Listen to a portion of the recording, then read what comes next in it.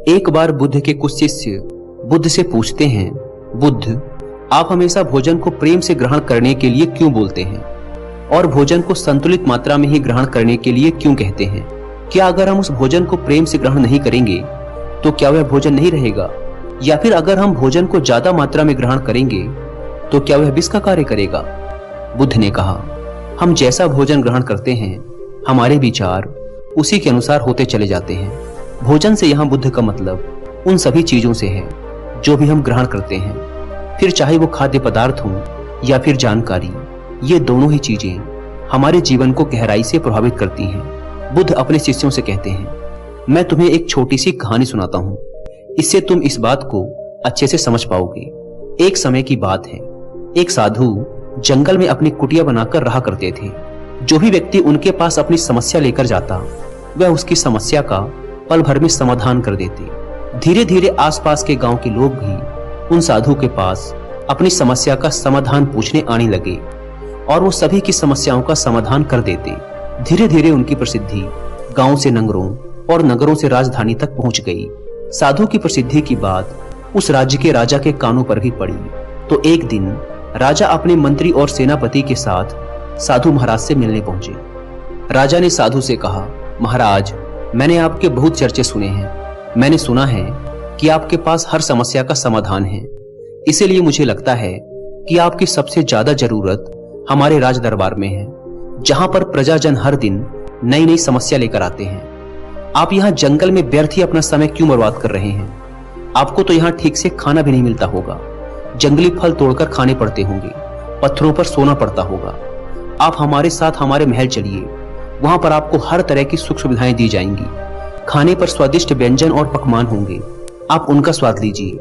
आप यहाँ कहाँ अपना समय गंवा रहे हैं? आप हमारे साथ हमारे राज दरबार में बैठिए और राज दरबार की शोभा बढ़ाइए। वह साधु उस राजा से बहुत मना करते हैं, लेकिन वह राजा नहीं मानता, उनके चरणों में गिर पड़ता है और अंततः वह उन साधु को अपने साथ महल ले जाता है। और महल में वह राजा उन साधु को हर तरह की सुख सुविधाएं देता है। धीरे धीरे समय बीतता है और समय बीतने के साथ ही धीरे धीरे साधु का व्यवहार भी बदलने लगता है। आप विश्वास नहीं करेंगे, उस राजा के महल में रहते रहते उस साधु का व्यवहार पूरी तरह से बदल जाता है। इस बात को वह साधु भी नहीं समझ पाता कि आखिर उसका स्वभाव इतना बदल क्यों रहा है।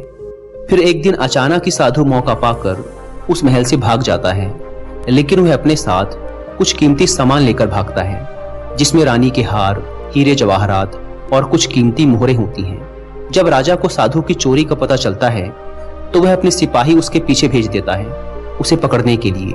सिपाही हर जगह साधु को खोजते हैं, लेकिन वह उन्हें कहीं नहीं मिलता। वह साधु जंगल की तरफ भागता है और भागते भागते थक जाता है। तब जंगल के बीचों बीच आकर एक पेड़ के नीचे बैठ जाता है। जैसे वह उस पेड़ के नीचे बैठता है, पेड़ से एक फल टूटकर साधु के पास गिरता है। साधु को बहुत जोरों की भूख भी लगी थी, इसीलिए वह उस फल को खा लेता है। वह फल एक औषधि होती है जो कि पेट में जाने के बाद उसे बीमार कर देती है। अगर बिना जरूरत के औषधि भी ली जाए तो वह भी शरीर को नुकसान पहुंचा सकती है। वह औषधि उस साधु को बहुत बीमार कर देती है। वह इतना बीमार हो जाता है कि उसकी मरने की हालत हो जाती है और उसका शरीर सूखकर एकदम एक लकड़ी के जैसा हो जाता है। अब उस साधु को विचार आता है कि आखिर मैं क्यों उस राजा के धन को लेकर भाग रहा हूँ। मैं तो एक संत था, ना जाने मुझे क्या हो गया कि मैं व्यर्थ में ही इस धन को लेकर भाग रहा हूँ। यह विचार आते ही वह साधु आत्मग्लानि के भाव से भर जाता है। उसे बहुत पश्चाताप होता है और वह महल वापस जाता है और राजा का धन वापस करने लगता है। यह देखकर वह राजा बड़ा आश्चर्यचकित होता है और साधु से पूछता है, जब तुम्हें वापस ही करना था तो तुम इस धन को लेकर भागे ही क्यों? यह सुन वह साधु राजा से कहता है, क्षमा कीजिए राजन, परंतु पिछले कुछ महीनों से मैंने आपका अन्न खाया है, इसीलिए मेरी सोच बिल्कुल आपके जैसी हो गई थी। वो तो भला हो उस वृक्ष का जिसने मुझे वह औषधि वाला फल दे दिया, जिसे खाने से मेरा शरीर बीमार पड़ गया और आपका जितना भी मैंने खाया था वह सब उस बीमारी में निकल गया। और तब जाकर मुझे होश आया कि मैं कितना गलत कर रहा था। वह साधु उस राजा से कहता है, आपका जितना भी धन है वो आपने मेहनत करके नहीं पाया, उसे या तो आपने छीना है या फिर वसूला है। इसीलिए इस धन के सेवन ने मेरी भी बुद्धि भ्रष्ट कर दी थी। कहानी खत्म करने के बाद बुद्ध शिष्यों से कहते हैं, जो भी हम ग्रहण करते हैं वही हमारे भविष्य को निर्धारित करता है। इसीलिए मैं आप सबसे कहना चाहता हूं कि कुछ भी ग्रहण करने से पहले इस चीज को जरूर देखें कि जिसे आप ग्रहण करने जा रहे हैं वह कहां से आता है। क्या यह पाप से आता है, क्रोध से आता है, ईर्ष्या से आता है या फिर प्रेम से आता है।